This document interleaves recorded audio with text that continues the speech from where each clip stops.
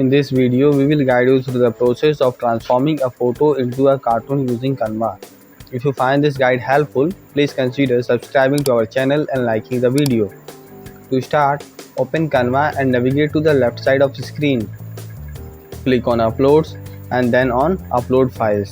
To upload the photo you want to cartoonize, drag and drop the photo onto the Canva and resize it to your preference. Once your photo is ready, head over to the left menu and click on Apps. Use the search bar to type in cartoon. We are going to use a tool called Cartoon Filters. Select your image and then click on Cartoon Filters.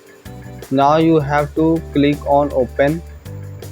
After clicking on Open, you will get a button called Cartoonize and Replace. Wait for the effect to apply.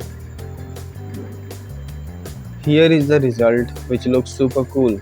Now similarly, you can try another options in similar way and see the effects. You will find different styles in different effects, so go and try once. If you found this tutorial useful, please leave a like and thanks for watching.